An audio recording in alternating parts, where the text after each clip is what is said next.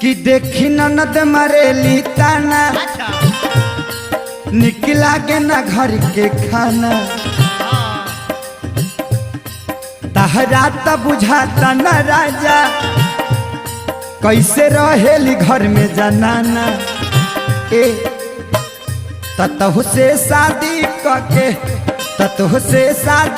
कके हम ता पछतात बानी हो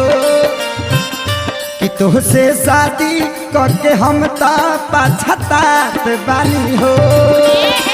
पापा के बोला के नैहर जात बानी हो ए राजा ए राजा